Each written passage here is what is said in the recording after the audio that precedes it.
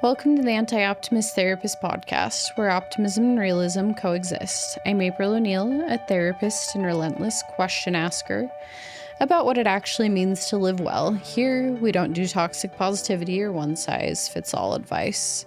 We look at the real human condition, the suffering, the striving, and the quiet resilience it takes to build a meaningful life.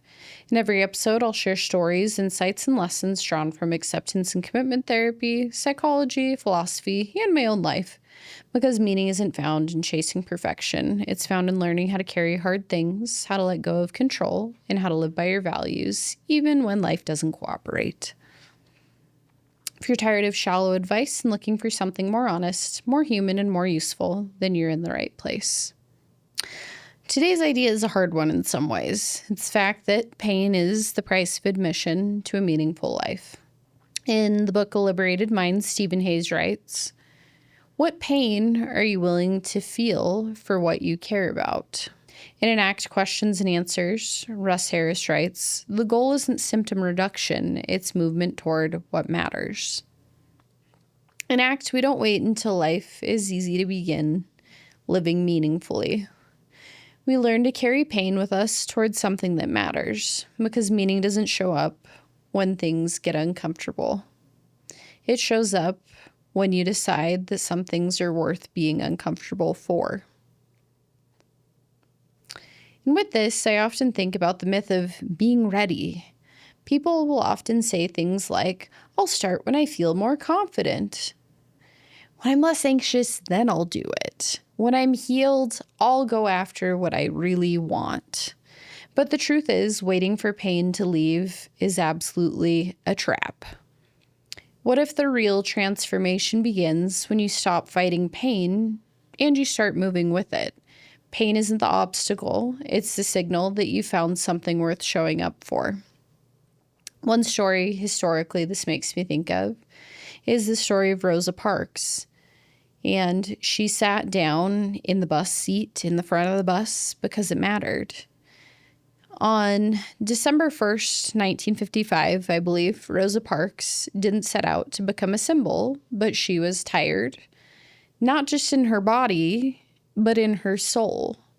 She was tired of injustice, tired of being told she didn't matter, tired of giving up her seat, literally and metaphorically.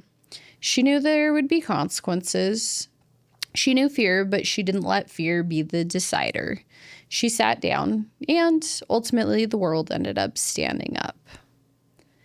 Another example I think of is Alexander Solzhenitsyn and how he kept his mind free. In the Gulag archipelago, Alexander Solzhenitsyn tells the story of what it means to lose almost everything. Freedom, dignity, connection, and still somehow hold on to your sense of self. Side note, there's an abridged version. That's what I went for. But if you've been paying attention for a while now, you can probably tell I read some pretty dark, heavy things at times and have my habit of switching between Kindle books, paper books, and audiobooks. I'll just put out the disclaimer out here that I know by experience probably don't listen to the Gulag archipelago while falling asleep. Sleeping to people digging their fellow prisoners' graves is not the most stressful.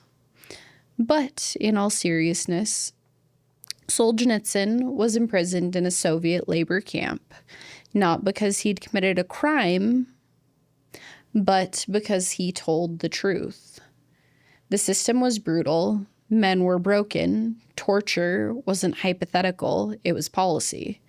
And yet somewhere in the middle of that horror, Solzhenitsyn made a decision.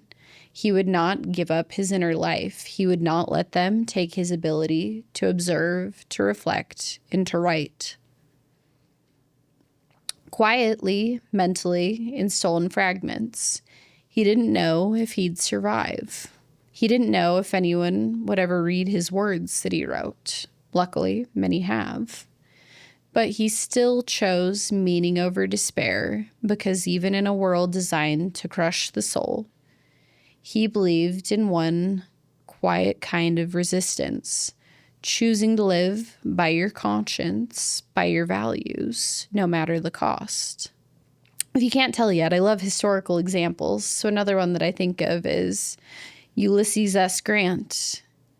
And by the time Ulysses S. Grant led the Union Army to victory in the Civil War, he'd already endured years of what a lot of people would refer to as failure. He'd been demoted, dismissed for drinking, overlooked, and throughout the war, he lost thousands of men. But he kept moving forward, not out of ego, not because it was easy, but because the cause of ending slavery and preserving the Union, was bigger than his pain. Sometimes leadership means walking straight into heartbreak because the mission is bigger than the wound. And it's hard to admit sometimes, but I think the pain is the proof. We don't have to like the discomfort, but we can choose what we'll carry it for. And that choice over and over is what committed action looks like.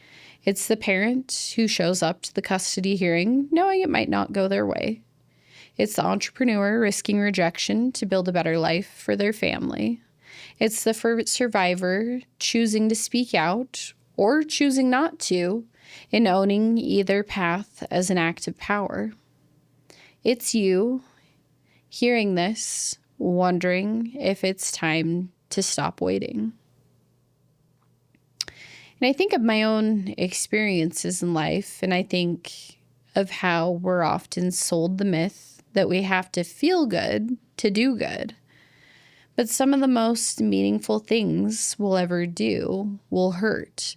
They'll stretch us, they'll scare us, they'll demand more than we thought we could give.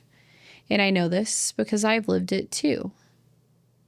There have been many moments in my life where I felt I wasn't enough, like I was too broken, that there was nothing left in me to give. Like I didn't know how to keep going, but I did.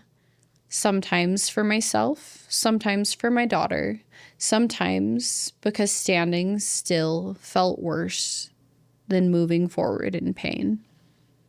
I don't have a perfect story that's tied up with a bow, but I have grit and I have purpose, and I've made a quiet promise to myself.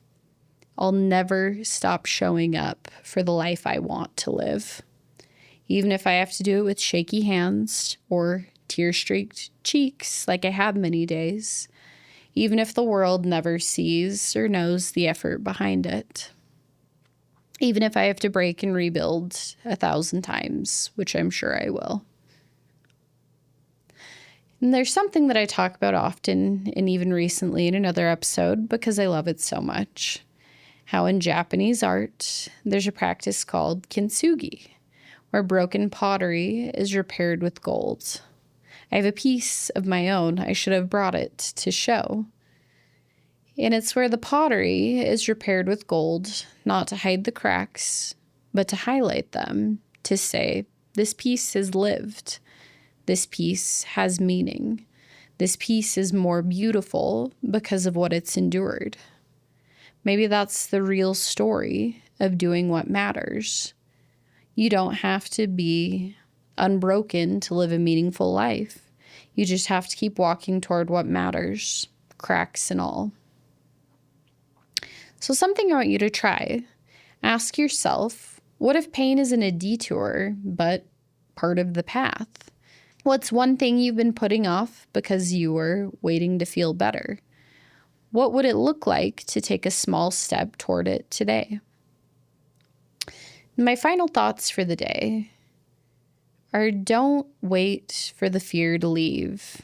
Don't wait to stop hurting. Don't wait for the world to tell you that it's okay to begin.